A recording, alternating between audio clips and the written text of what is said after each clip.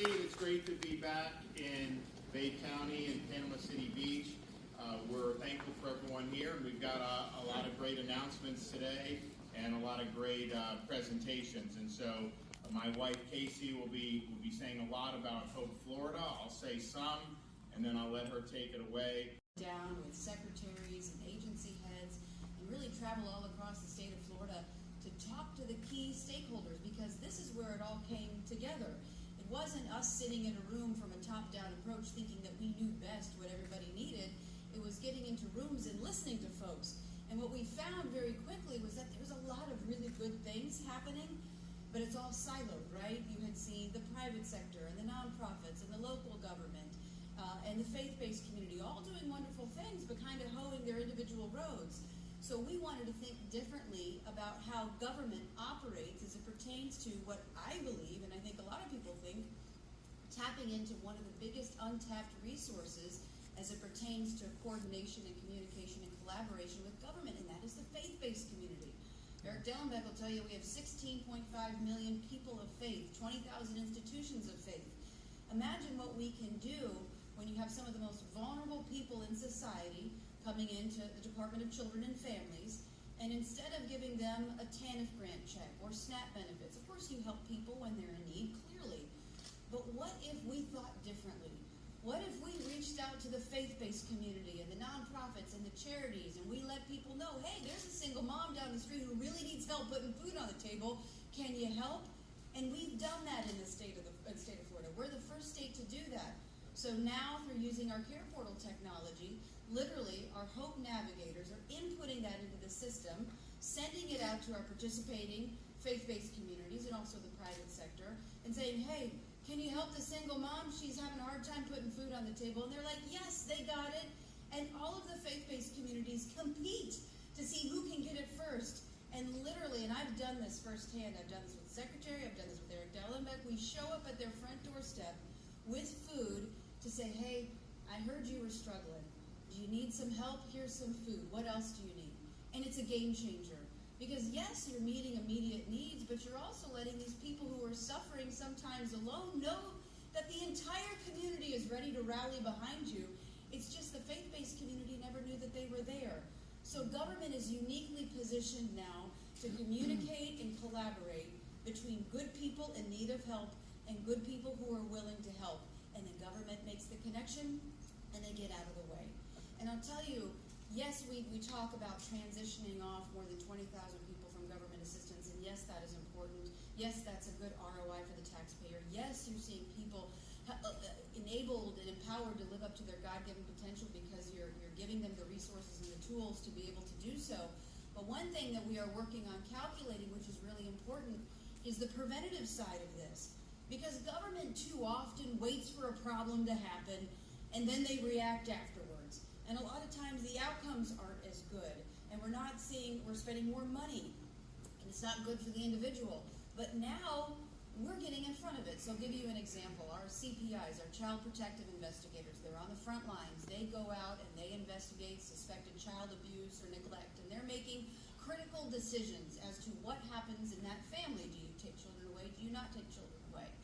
Up until the governor took office, what would typically happen is if they noticed that there was a problem, but they didn't see any evidence to take any children away, that would be pretty much where it ends.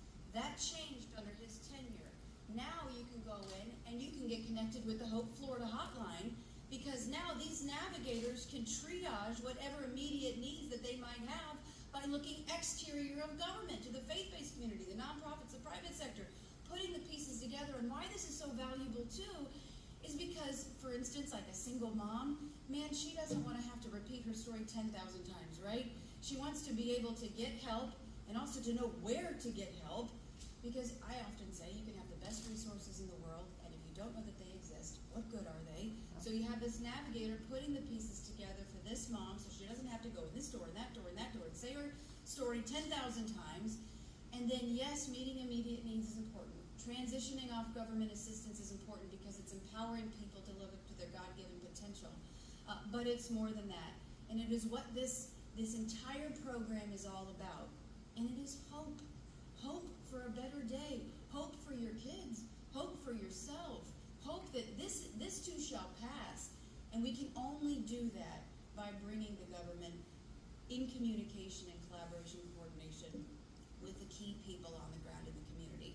And so when we talk about that philosophical difference, that number that he cited, the $800 million over 10 years and how many people we're helping, that's one agency. That's the Department of Children and Families. Take that philosophically different approach to government, where we're looking exterior, bringing in the faith-based community, and now let's apply it to the Department of Veterans Affairs, because we're doing it. So imagine if you have a veteran who's at home alone, how meaningful would it be if the faith-based community knew that that veteran was there and they showed up at his front doorstep or her front doorstep with a plate of lasagna? That's a game changer. And then, not only are you doing that, through what he has done to lead the nation, through things like providing a career source, or through Department of Education, rapid credentialing, vocational and technical education, all of these really great programs providing opportunities for our veterans or our single moms or our families or whomever it might be. Elder Affairs, we've applied this to. Giving those opportunities to them so that they can find their pathway to prosperity. And so it's putting all of the pieces together. And it's really exciting to be a part of this. And again, this would not happen. We would not be here if you did not have Ron DeSantis as the governor of this state. Right. Decades-old problems. It serves as an alternative pathway for families who would otherwise get caught on that never-ending hamster wheel that leads to over-reliance on government assistance. It helps to eliminate the silo between faith institutions and government to more effectively serve vulnerable families.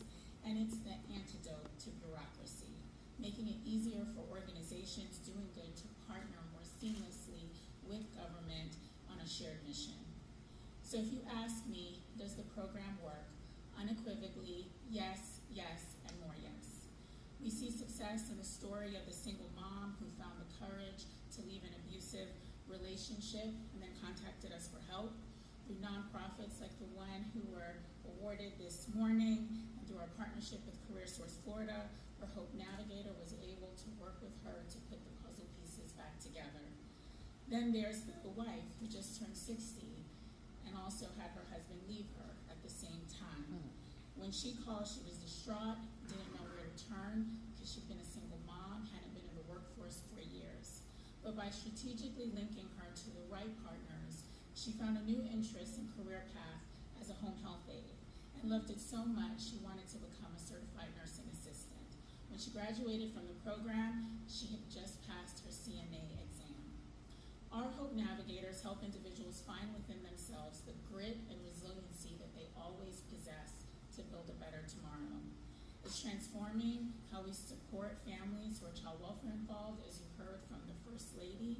So many families that we go out and do investigations on. We actually get over 2,000 calls to our 200,000 calls to our abuse hotline every single year. So many of those families are in need of support and help. Someone was really, really worried about that child and that family, and we want to make sure that we're linking them to the right kinds of resources and they're not getting caught up on waiting lists for services or waiting on a call back from a provider. And through this program, we are assured that those families are linked to the right services at the right time.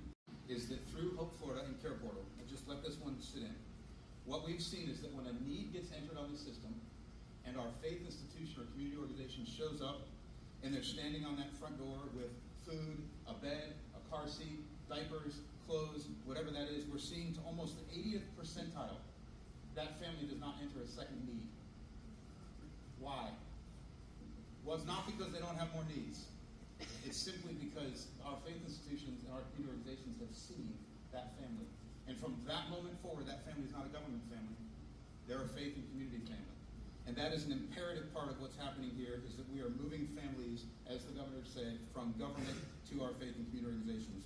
That's why I tell you that today is profound. It is simple but profound. I hope it's a day that blesses you. I hope it's a day you remember for the rest of your life.